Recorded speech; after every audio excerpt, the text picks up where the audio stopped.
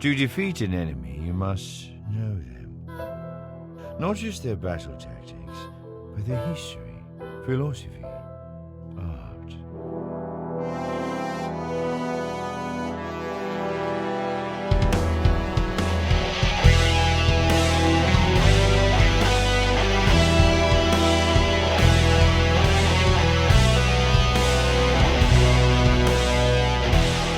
Welcome to the Chiss Ascendancy podcast. Alrighty, Wow. here we are. Hello everyone, welcome back to... Chiss Ascendancy. It's November. It's another week, another Mandalorian. That's right. We gotta do this thing. Yeah, they should just bring Christmas up to November because it's already happening every week. You know, I'm probably more excited every week to watch a new episode of The Mandalorian than I am for whatever I'll get for Christmas this year. Because we're old and we don't get anything cool for Christmas anymore, like a new bike. Yeah. Yeah, every single week, it's like waking up, first thing. You know, throughout the rest of the week, I'm waking up and I'm like, what the freak am I even doing awake? You know? Like, you know, obviously my brother, you know my kids. I've got a 1-year-old and a 3-year-old. And every single day, I'm like, what the crap y'all doing awake? Garfield. Yeah. Garfield. For those of you who don't know this reference, my oldest son, Wolf, 3 years old, he crawled in me and my wife's bed at 2 a.m. earlier this week. And, of course, I gave him the old one eye, you know, barely open, the other one slammed shut. I have astigmatism in my right eye, so when it's dark, I can't see at all out of my right eye. So I'm like trying to get as much light into my left pupil as possible. And I was like, what do you want, Wolf? What do you want? And he goes, I want Garfield. He just sat in our bed and asked for Garfield for like 10 minutes till I was like, just turned it on and went back to bed. Yeah, every single day I'm like, why am I awake? What is the purpose of this? And Fridays, which is funny because it's my day off, it's the one day a week that I can sleep. Yep. And I'm like, ging, time for some Mandalorian. I know why I'm awake this day. Yeah. And I'm so tired from working the whole week on Thursday night, I don't stay up. I stayed up for episode 1. Yeah, no. You know what time I went to bed last night? 8 o'clock. 9:30. Oh. I was going to say 9:30, but... I did that for me. Yeah. You should have known because this one I stopped texting back. Correct. I was like, Mom, Dad, friends? So, you know the drill. We're reviewing The Mandalorian. This will come out the day after. So, if it's a Friday, then by Saturday, so every Saturday until The Mandalorian is done. And I assume this is the kind of thing we'll keep for Kenobi and things like that. Yeah. That way, if you want to hear thoughts on our review for each episode, but also get regular content, you can do that. Yeah. So this is a new thing we started last week and got some good feedback, and so we're keeping on. So we are reviewing chapter 11. They're giving us the good stuff. The HEIRESS. It's a freaking banger, dude. It is. It's a good episode. I have heard multiple times today that it's people's favorite episode. I've heard multiple times today that it's the most rewatchable episode. I could see where that would be true. I'm going to reserve judgment about calling things the most or the least until I've watched the entire season. To date, I'm sure is what they mean. I will see your episode 3 and raise you a Crate Dragon and Boba Fett from episode 1. Yeah, I think it was just more Mandalorian action in this one. More Mandalorian action for sure. I think that's just like an episode 3 thing. You know what I mean? Yeah, episode 3 of last year was The Sin, I want to say, was the name of the episode. And that's the one where all the Mandos come out of the covert and take over. So we've got 5 segments, overall thoughts, standout moment, new characters, rated 1 through 10, and what is next. So we promised you 30 minutes last week, and you got 55. You're welcome. But we are exhausted today, so you might just get your 30. Yeah, we'll see what happens. Might just get your 30. Okay, overall thoughts, go. Overall thoughts, spoilers or no? Spoilers? Yeah, it's a review, so... Okay, yeah. I did the seismic charge. They know what's coming. Yeah. So, overall thoughts, I really enjoyed it. For a second, I was like, oh my god, he said I'm looking for Jedi. But then I realized, that the Armorer said the word Jedi at last season, so it wasn't as exciting for me. But it's kind of the first time that he himself has talked about... You were thinking that he put two and two together? Yeah, it's kind of his first time talking about it. Like, he always says his kind, and you think Right. species-wise, but now it's kind of like a more Jedi are equal to Mandalorians in that they're a creed, they're not a species. Yeah, it is interesting though because I had been thinking, does he mean Yoda kind? Or does he mean Jedi kind? Because she's like, the Jedi, blah, blah, blah, blah, blah. Right. But her last words are, you must reunite it with its kind. And in my mind, that meant other Yodas. I know it meant Jedi, but it was hard to stay on track. So when he said it, I was like, okay, so we know what he's looking for. Yeah, we know what he's looking for specifically. I think a lot of what people are going to be very excited about is the fact that Bo-Katan and I guess that's Sabine? No. Okay, they didn't say her name, and her helmet wasn't bright enough, and her hair was a normal color. So I figured it wasn't. Yeah, but it was cool to see Bo-Katan up there. Yeah. If I had to choose between the two of them, I would go Bo-Katan. Well, also at the end of Star Wars Rebels, the very, very end of the very last episode, if you haven't seen it, I guess cover your ears. I guess, yeah, because I guess she would have already had the Darksaber by the time she was working in proximity to Sabine, right? Because she hands it off to Sabine. Sabine gives the Darksaber to Bo-Katan. Interesting. Yeah, she's the unite the clans. Where the frick does Sabine get it from? Sabine, no, Ezra took it whenever they were on Dathomir. He took it from Maul's little stash. And that's why he gave it to Sabine. Oh my god. Because Kanan knew what it was. Right. Or something like that. And then Kanan was training her. Remember that? And Sabine was like no good with it. So she gives it to Bo-Katan and Bo-Katan used it. Are we saying Bo-Katan now? Because we were all saying Bo-Katan until she said Bo-Katan, and then I questioned myself. Oh, But I'm just going to assume that I'm a bigger fan of Star Wars than that actress is. I'm going to keep saying Bo-Katan. That's fine. You're probably a bigger fan than Bryce Dallas Howard, who is the director of this episode. Not that she's not a big fan, but you know what I'm saying. She's on the set. So Bo-Katan, whatever. She ended up with it at the end of Rebels. Yeah, I thought it was funny that they did kind of a reversal of the all species are good species thing they had the Mon Cal bartender in episode 1, and now they had all the Quarren, and they all sucked. Yeah. Oh, you mean the Weequay bartender from episode 1? What did I say? You said Mon Cal. Sorry, I was thinking Mon Cal from this episode. Yeah, the Weequay bartender, and now they have the daggum. All the Quarren were, tricksy. Yeah.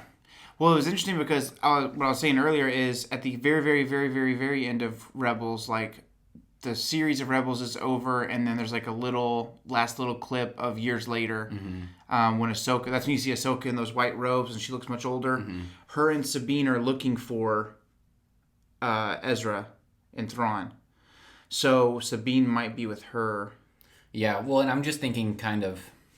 Because this is kind of the Darksaber episode, it's the first taste we get of Gideon, since ruthless the finale. as ever. Oh yeah, that was like the strongest parallel to Nazism I've seen in quite a while with the electric cyanide tooth. He's like down with the ship. I thought it was ironic that he said "Long live the Empire," and then one of the very few people that are still part of the Empire were like, "All right, suicide it is." Yeah, so I guess just walking through the episode... Reinforcement count is diminishing. Yeah, remember when you're playing Galactic Conquest and it's like, the Emperor will not be pleased with the results of this battle. Oh, yeah. Panic. Yeah, I'd be like, no! Not the Emperor! Yeah, so from the very beginning, Mandalorian is barely getting to Trask. The Razor Crest is just... Dude, it is barely making it. And I'm looking at it's a gas giant that they're going past. So I am aware of the fact that they're still going incredibly fast. But it looks like it's just kicking along at like 5 miles an hour. Right. Well, also, like, it's funny because Hasbro just finished their crowdfunding project for the Razor Crest on HasLab. And they had 28,000 backers. 28,000 Razor Crest purchases at $350 a piece, so they made that's a nice pretty penny for Hasbro. $10 million. $10 million in Razor Crests, and I'm gonna be pissed if next episode they're like, yeah, trash it, ain't repairable. You know what I mean? Yeah. What if the timing lines up perfectly and they're like, whew. Dude, I thought it was funny that because it's almost like a reversal and a half of the whole precedence we had set with the Weequay bartender, Because now we got the Moncal, he's kind of the ship repair guy, but we've Yeah. only seen good from Moncal up to this point. You know, Yeah. we got him in the Clone Wars, and they're all hoity-toity, and we got Very virtuous.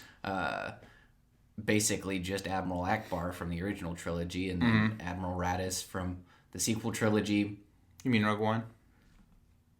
It's in there. It's a Disney movie. I don't even care. But here's the point: is that now we have one, and he's kind of skeevy, and he's basically just your average mechanic, or he's like, yeah, just sign here. Mm-hmm. You know, and then the whole thing's all webbed up. I don't even know what that's about. And Din Djarin's like, Moncal's unbelievable. Yeah. Which is exactly how I feel when I get back in my car after I've gotten like the oil changed and the little booty things are still like on the ground. I'm like, just pick it up, man.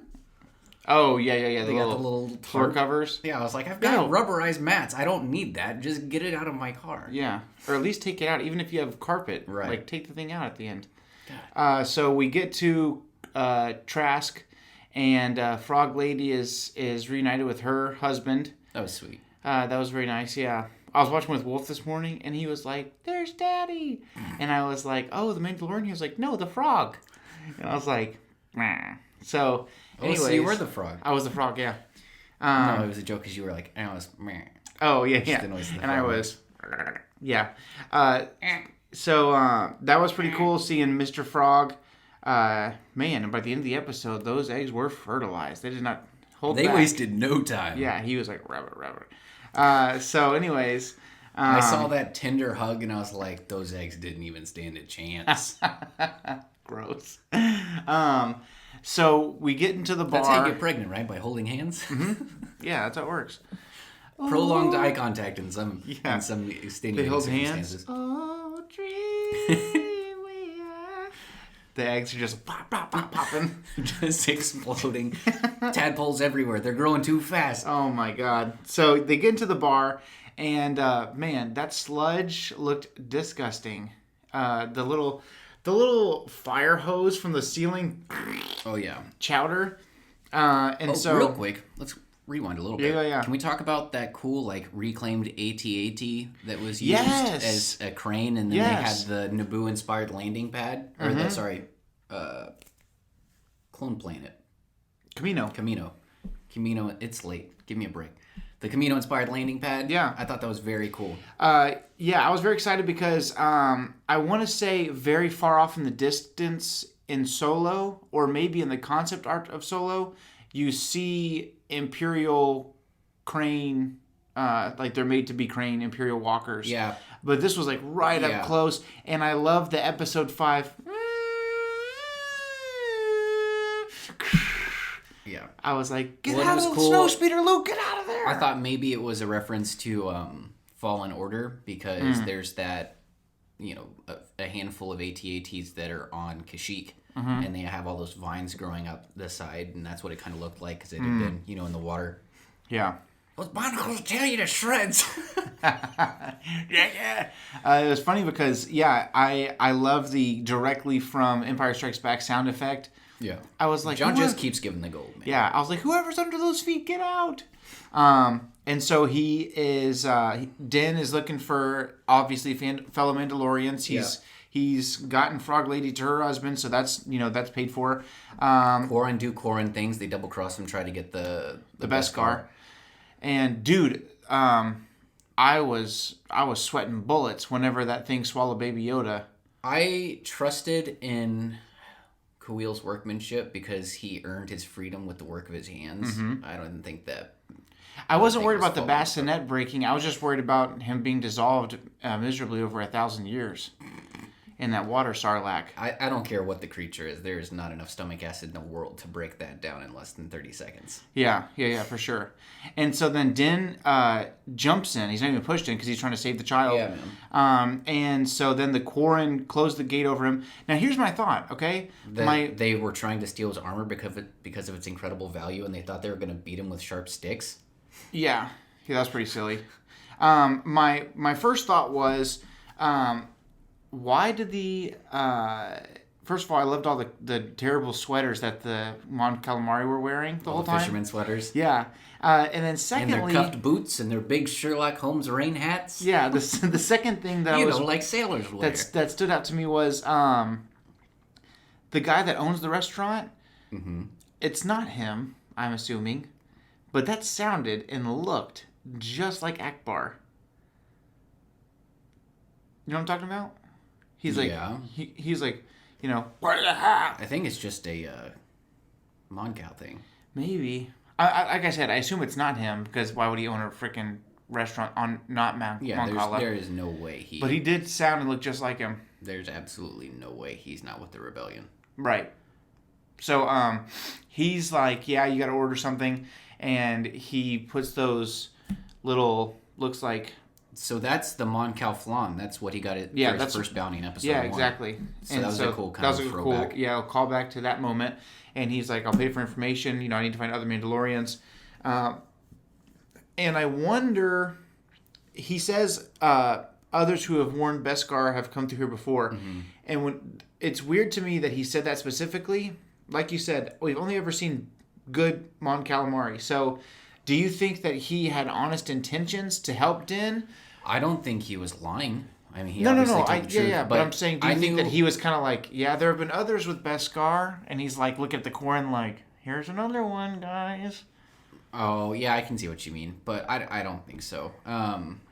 Because if that were the case, then they would have gotten other Mandalorians. Maybe they did. No, I don't think they did. Because they were still living. I don't think Bo-Katan would have let that stand. Yeah, that's true. But yeah, no, it was... It was weird to me, though, that he was like... The verbiage that Quarren used when they were working out the deal, I was like, oh, he's going to double-cross him. Mm-hmm. He had that little villainous chuckle halfway through the sentence. I was like, can you not see through this ruse? Can you not see the giant ball sack on the back of his head that you can't trust? Anyone that has a giant ball sack growing on the back of their head... Sorry, ladies, listen to this. If you're out there, if there's any at all.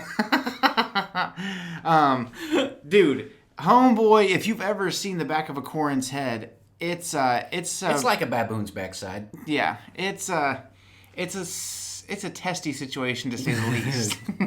So when he was like, yeah, I can take you there, I was like, don't trust this guy. He's got balls on his neck.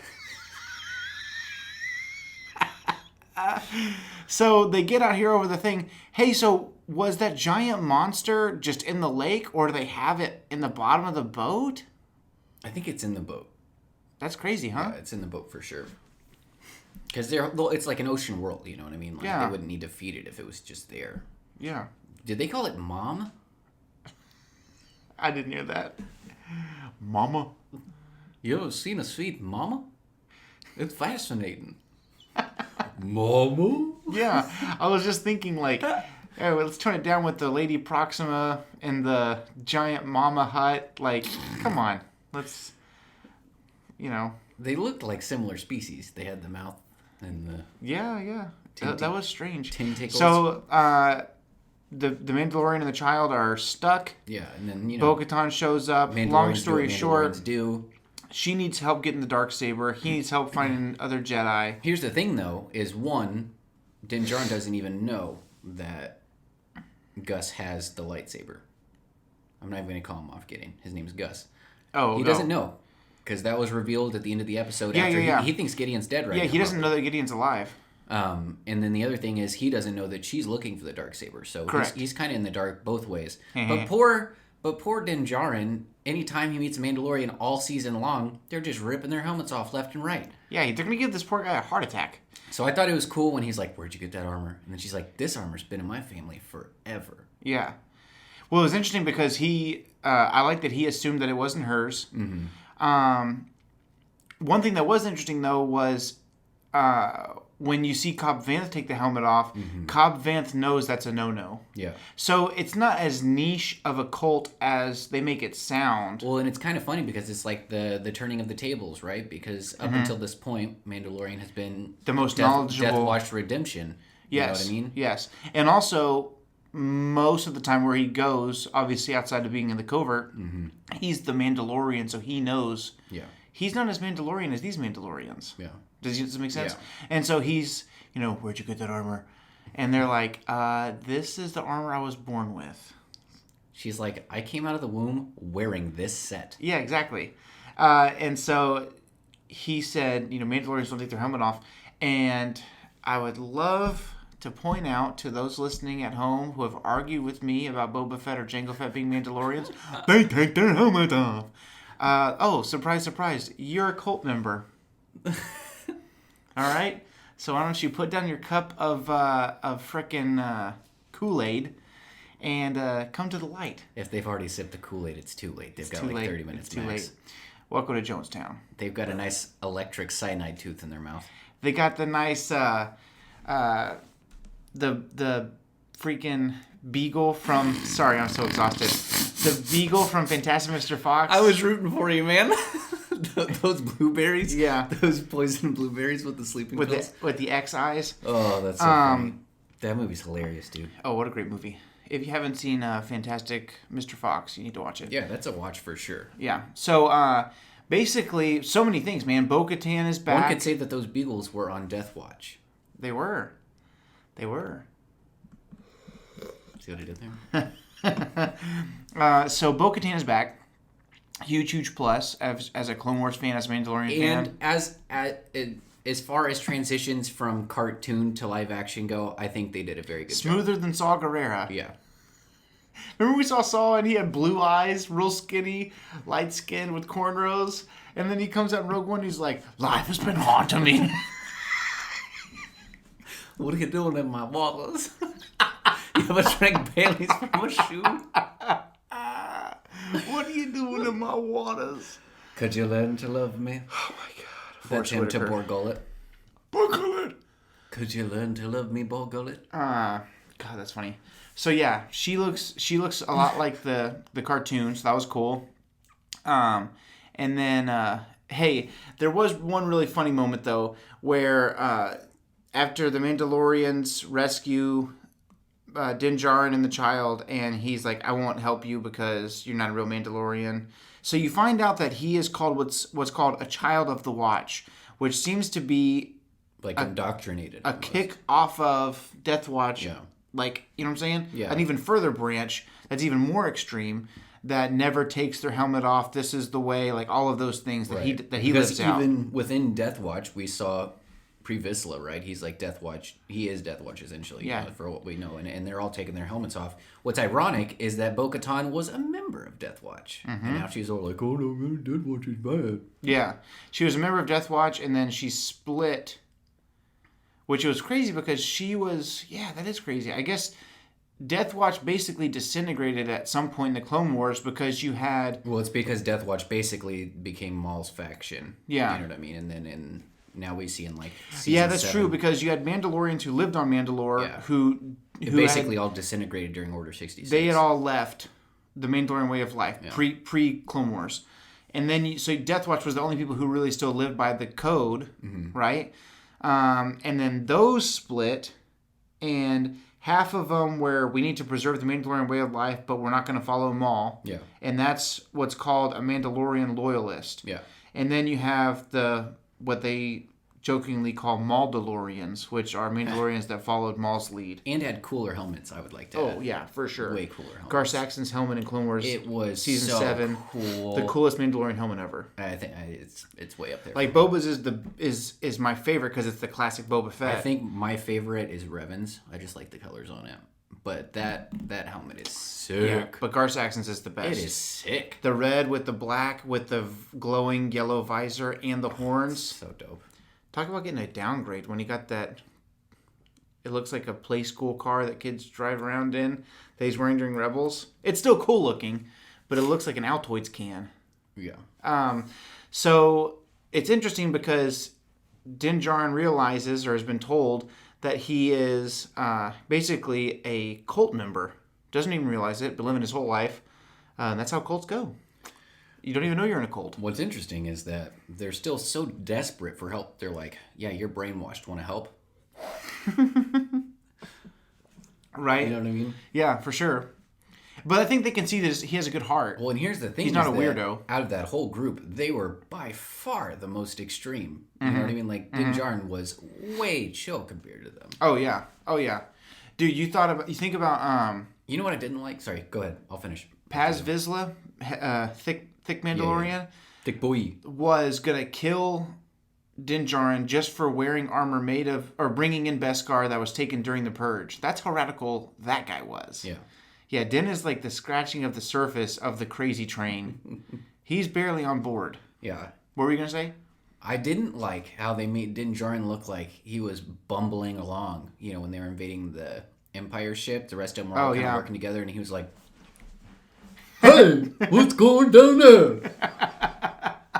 He looks like the wacky arm inflatable tube man. I didn't like that. Yeah, you know me what neither. I mean? Yeah. And then, even when he kind of saves the day, he's still getting shot to death. They're like, he's like, "Cover me," and they're like, he's getting lit up. They laid no cover fire. I watched for it. Yeah. It was done coming back down the hallway. Well, why wouldn't they? I guess they could just blow up the ship. I mean, and they're all wearing Beskar armor, right? So why is he the only one that can go up there and throw up hand grenades? Are they wearing Beskar? Are they not? It's been in her family for like a billion generations. I assume it's the good stuff. Bo would have to have, yeah. What if you were the next person in line, boy or girl, and you were built like slightly different?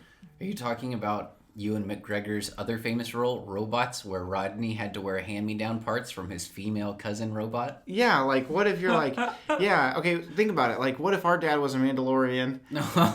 Not enough. We'd be like... He'd have to have little bars of Beskar stored away for us. Yeah, I'd be like, I guess this covers my private pots. Like... There would be no... I'd be like... this helmet will make a nice elbow pad, Dad. Thanks. Sweet. My chest plates cover up my nips. Like, man, so much of me would be exposed. I would be like if the Mandalorians were the chicken from Family Guy when he's playing Boba Fett. That would be me and Dad's armor. Oh my god, that's so funny. But the piece de resistance is as they're getting close to the ship taken over and everything. Yeah. Moff Gideon is talking to the dude in charge, and he says, "We need backup." And he says, "If they've taken over everything but the cockpit, it's already too late. You know what to do." Mm-hmm. Homeboy says, "Long live the Empire." Other guy says, "Long live the Empire." Shoots his two compadres, and then he's getting ready to just run this bad boy into the ground. As you would call, what did you call that? Jihad Bantha. Jihad Bantha. So Jihad Empire, I guess. It's kind of ironic that they're like not the guerrilla unit. But he's getting ready to just drive this thing into the ground. And when he gets busted, it's super cool because he has that Nazi tooth. Yeah, boy. That was super cool. It was cool that they did like a Star Wars-y twist. Yeah, with a little shock. Yeah, that it electrocuted him to death. That was super cool. So we know that Bo-Katan is looking for her Darksaber. Yeah. We know that she knows that Moff Gideon has it. And we know that they're looking for it. And we also know that they are stealing armaments throughout different places. Looking to recap Mandalore. To recapture Mandalore.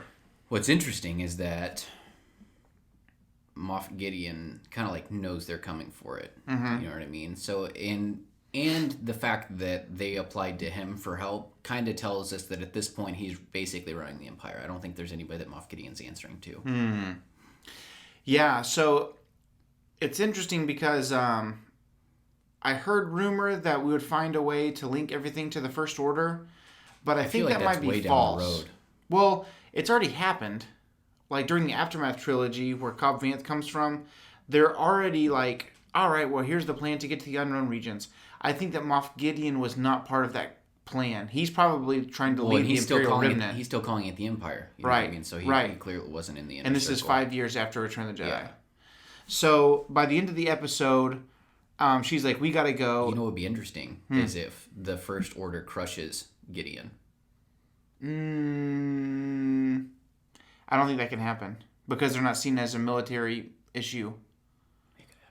In the book Bloodline by Claudia Gray, Leia gets laughed out of the Senate for wanting to keep... Yeah, because Mon Mothma's like, all right, now we have peace. And there hasn't been peace for over, 30 years between the Clone Wars and the Empire. And so my first act as Chancellor is to dissolve the military. No, that's what I'm saying. It's like the First Order would go and sweep away Gideon. I think that would be cool if it's like they're establishing their new thing. Mm-hmm. Yeah, it would have to be down the road quite a bit. I just think it'd be cool. It would be cool. It's not going to happen, but I just it would be cool if he was like assassinated. Something like that. Yeah, so by the end of it, Bo-Katan likes working with Din Djarin. He does his part. He's willing to put his life on the line. And he says, are you going to come with us? And he says, no, I've got to figure my thing out. And he says, so we're the Jedi. Basically, you can tell in his voice that he's like, all right, I've kept my deal again. Please don't screw me. Because the last couple of deals have gotten really bad. Yeah, I was curious if she was going to do an Empire quote, because he said you're changing the terms of the deal. Yeah, they don't alter any further. So she says, if you go to, I don't know the place, it's like, if you go down the hallway and take a right, in the second door, there's a bathroom. In the back of the bathroom, there's a second door. You don't know where it is, but it's back there. She gives like these crazy instructions, and she says there's a Jedi there named... Bum, bum, bum. Luke Skywalker. No, it's Ahsoka Tano. Dude. That would have been cool, though, huh? Yeah, cooler. Ahsoka Tano. I think it would be less problematic to bring Ahsoka in from, animated into live action. Oh, yeah, for sure. I'm just saying that I would have passed out if they said Luke Skywalker. That would have been cool. But Ahsoka is the one that we've been waiting on, and here she is. Yeah, for real, though. Let's talk about that for a second. Yeah. So Bo-Katan would have known Anakin Skywalker. Correct. Therefore, she would have known the name Luke Skywalker and would have had suspicions about the fact that Luke would have been Anakin's son. Yeah, maybe. I think... Come on, bro. Well, no, think about it. She's like the most connected person as far as name goes that we know. Yeah, but Bo never worked with Anakin. She would have known him. She worked a lot with Obi-Wan. Right, but I don't think that almost anyone knew that Anakin Skywalker was Darth Vader. Yeah, but I'm not saying Darth Vader. I'm saying just Skywalker. Yeah, maybe. So she would have known that there's a good chance Luke would have been Anakin's kid. Yeah, I'm surprised she wouldn't have been trying to be... I don't feel like Skywalker is Jones' Yeah, it's name. not a common name. Right. So I wonder, she could have. She could think that. A super powerful Jedi changing the fate of the galaxy and their last name happens to be Skywalker. Mm-hmm. I'll take those odds. Yeah, definitely. I'm very surprised to see her working not with the Rebellion / New Republic. Also, just she's because aged of the connections. well. Oh, yeah, for sure. She's what, 60, 70? No. How old is she in Clone Wars? Let's just say... Her sister is the Duchess of Mandalore, so I'm going to say she's well on in years. Well, let's just say that they're... Not well on in her 40s, but she's established adulthood. Let's say that Sabine, Duchess Satine? Even if she's Obi-Wan's age. Let's say that Bo-Katan is 25 during the Clone Wars. She would be 50. Yeah. That's crazy. And I don't think she's 25. Yeah, that's interesting. Very interesting. I wonder if she was super young in the Clone Wars and just looks older. I don't know. The woman who plays her doesn't look 50. But a very, very cool, very, very cool episode. Very action-packed. So let's talk about... We're just doing the overall thoughts. Really enjoyed it. Okay, standout moment for you. Go ahead. Come back to me. Let me think about it. You caught me off guard. Okay. Well, there's a... You said to get back on track. Yeah, I'll give you my standout... Just kind of hop around like we did. I'll give you my standout moment. I guess we can do more than one. Obviously, the huge one is Bo-Katan reveal. An even bigger one for most Star Wars fans is the confirmation that Ahsoka Tano is alive. It's interesting because when we meet her in Rebels, she's very jaded and I'm not a Jedi. And as time goes on during Rebels, she kind of starts to heal a little bit and realize that it is okay to be a Jedi. It's not a bad thing. And by Mandalorian, it's, I can show you a Jedi. There's one right there. It's Ahsoka Tano. Yeah. That did not escape my observation. So that's the big moment, but so many cool moments. I mean, fighting the Quarren. You know what I just realized? I had a brain fart earlier, and I was thinking this was before Rebels, so Gideon would have gotten the lightsaber from Sabine. What do you mean? You thought that Mandalorian was before Rebels? I had a brain fart, like I said. So, she's trying to reclaim the Darksaber. I was thinking timeline backwards. Oh, yeah, no. Sabine gives it to Sorry, Bo-Katan, buddy, I failed you. and that's how he gets it. I'm still... Like, that's why she's so angry about it. That Yeah. makes sense to me. It's her... Yeah, because if you think about it, it's passed around so much in Rebels and Clone Wars that it doesn't have as much significance as it should in our minds. But it's basically... It's the uniting factor. Yeah. If you hold that... It's almost like the Mask of Mandalorian, the Revan... Yeah. You know, in the Revan story arc. There are other things I'm trying to think of, but yeah, it's the uniting factor. I have this, Right. and because I have this, I have the It's rite of interesting passage. now that she has ambitions to be Mandalore, because she, in the Clone Wars era, kind of looked like she was trying to pass off that kind of stuff. Mm-hmm. You know what I mean? Like, she didn't want to be in charge. Yeah, there's that moment in Rebels where she's like, okay, let's do this. Let's rally behind each other. And she holds up the Darksaber. Very cool moment. So that was a standout for me as...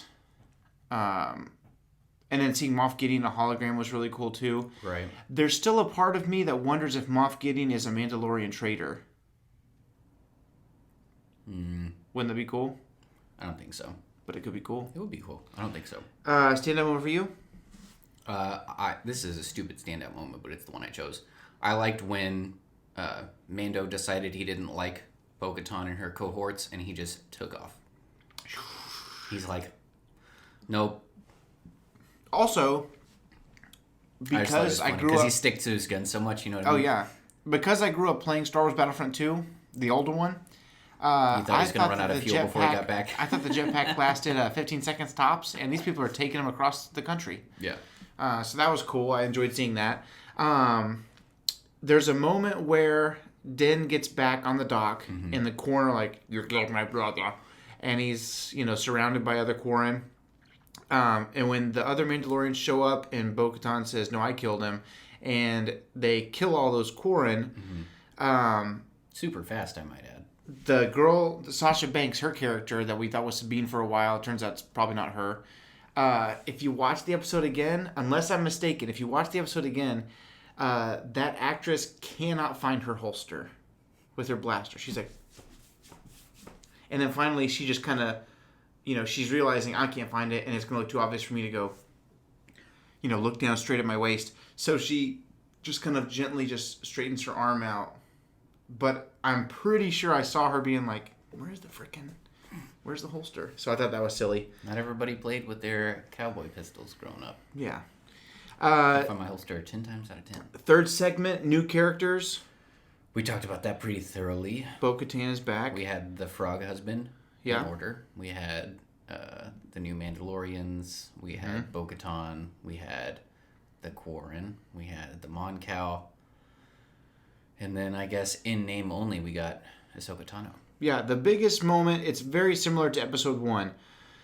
Because we had a big character reveal in character 1 in episode 1 in Cobb Vanth was huge. The bigger name drop was Boba Fett. The bigger name drop. So I guess Cobb Vanth is the champion of episode 1, but the biggest, whoa moment. Yeah. People are not still talking about Cobb Vanth being in an episode. There's still a lot of talking about Boba Fett. I think there's a lot of Cobb Vanth talk. Yeah, but it is not as divisive or as, passion inspiring as the Boba Fett appearance. Yeah. I'm not seeing YouTube video suggestions talking about Cobb Vanth. It's all about Boba Fett. I would say that, Boba Fett is the character. It's very similar to Bo-Katan and Ahsoka for this one. Bo-Katan's very cool. She's not new, but she's very cool. Fans who are a little bit more passionate, who know Clone Wars and know Rebels, are happy to see her back. And Ahsoka is the more widely known character that we were more excited to see on screen. The big fan favorite for some reason. Yeah. I think that for me, Boba Fett was a huge thing. One of the reasons that Cobb Vanth was such a win for me personally was just because as a book guy, it was so weird to see somebody in a part of a book, not even the main character. Yeah. So that was very cool. But the main new characters, Bo-Katan back from animation, and then Ahsoka by name. So she is confirmed, and I assume it's going to be Rosario Dawson. We'll see. What do you rate it? 10. 10? Yeah, for sure. Dang, that's a high rating. I was going to say 8.5. I give out 10s generously. I'm holding that 10 back. I'm waiting for something amazing, I guess. I think I will say whenever something really wild happens, I will say this is a 10, 10, 10. Like, I'll make sure everybody knows. But I would say, yeah, it's a 10. It's a great episode. It had everything I needed. I marked these emails urgent 1, urgent 2, urgent 3, urgent 4. Urgent 4, you don't even need to pay attention. That's funny. Okay, my favorite part. The speculation. What's next? Ready? Ahsoka. Ahsoka is next. I'll go down the rabbit hole a little bit. The closer we get to Ahsoka, the closer we get to Ezra, the closer we get to Thrawn. I would like to think that it's going to go that direction. What I really think is going to happen is that there's going to be kind of like a good, bad, and ugly moment here at the end where we're going to have Mando with Gideon, with Bo-Katan, and I think Boba is going to show up somehow. Oh my god. You think so? I think so. Good, bad, ugly, Boba. Yeah, and I think maybe what's going to happen is that, like, Mando's going to need backup, and Boba is going to say, I'll help you up if you give me my stuff back.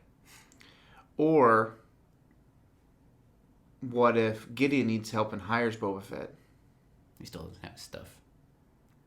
Boba Fett is good. Boba Fett in armor is great. Yeah. You know what I mean?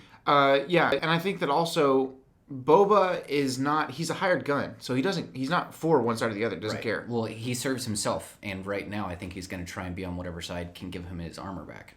Right. I think that's priority number 1 for Boba. I am starting to get increasingly nervous that we're not going to see Boba again this season. It wouldn't surprise me.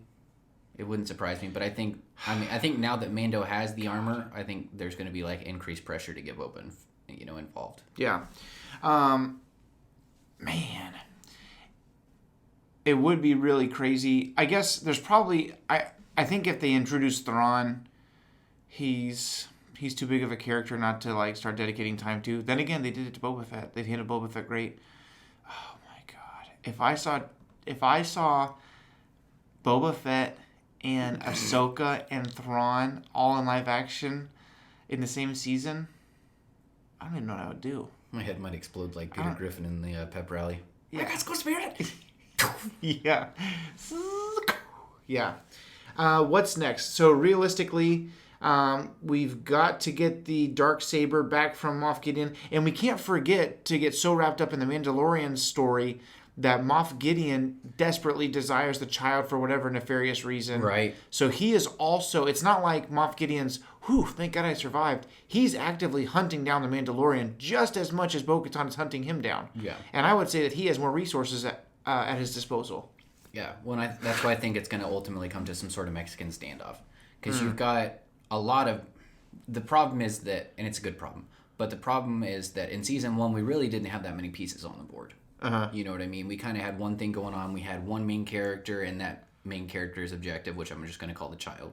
Because the child is adorable and awe-inspiring as he is. He's not really a character. You know what I mean? Right. He's just kind of there for things. We really only had Mando to focus on last season. Right. You know what I mean? And so now we've got all these pieces on the board, characters that people are attached to. We've got Boba for sure. We've got Mando now. We've got Bo-Katan. We've got Moff Gideon. And all those things have to go somewhere. Mm-hmm. You know what I mean? So it's going to be interesting to see how it all ties together. And I doubt that it'll all tie together by the end of Season 2. Well, yeah, for sure. Season 3 begins filming soon. Mm-hmm. So even if we kill Gideon by the end of this season, there's other things that can happen. Yeah. But, I mean, think about these possibilities. Ahsoka means you're probably going to see Sabine. So there's one. Maybe she's dead. Maybe. Probably going to see Sabine because they're looking for Ezra. There's the off chance that you can see Hera. There's the off chance that you can see, I think the name is Jason Syndulla. Or Jason, what is Jason Jarrus, I guess? I don't know if he would just have Hera's name since Kanan died. Is he blind? No. Here's a cool one that I saw today that I did not even think about. Is this half Twi'lek born blind for the sins of his mother or his father? You could have Tamura Morrison playing Boba Fett and Rex. Rex has to be dead by now. If he was... He has got to be dead by now. If he was Nick Sant, the dude on Endor... Yeah. He's got to be dead by now. I know, but Could be. Maybe he died of a heart attack during the festivities on Endor. Who knows? He's dead. Are you sick of the Rex talk? I'm just it's played out for me, man. Really? Yeah. I thought Rex was your favorite clone. He is. That's how you know I'm saying this as an objective viewer. But would you be excited actually, he's my favorite clone that we get a lot of. Commander Fox is still my favorite commander. I guess Rex wasn't a commander until very recently, so I have to evaluate those standards, but I haven't really put myself through the mental anguish. would you be happy to see him though? No. No? But even if you're like overplayed, really? No. Think about it. It's just like seeing Maul at the end of Solo. No, it's not. It wasn't necessary. Yes, it was.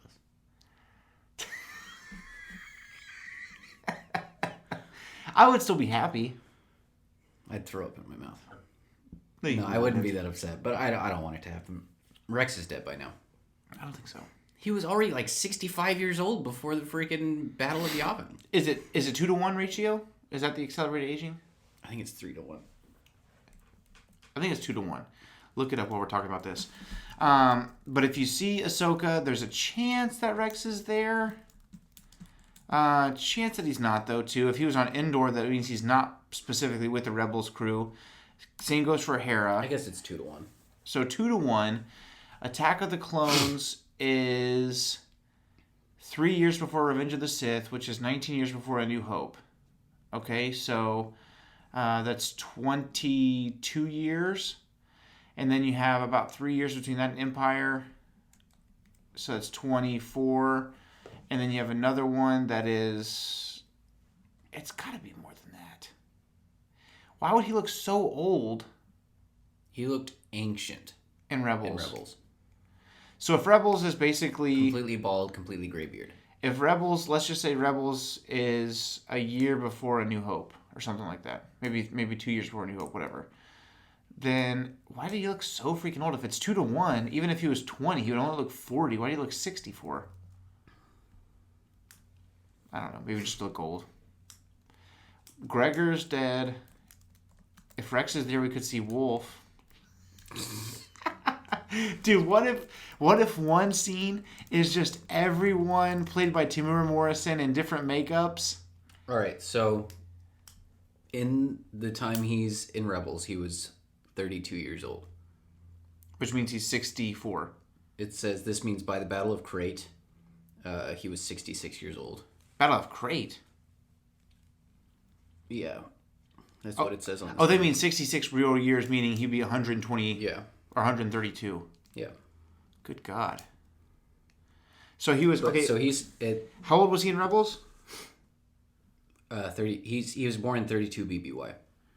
Okay, so 32 by the Battle of Yavin. Yeah. So 32 by the Battle of Yavin, and I think it's 3 years between that and Empire, and then another year between that and Return of the Jedi, and then 5 more years, something in that ballpark. Don't quote me on this. But somewhere in the ballpark of 32 plus 9, so 41. So he would be... 82 years old.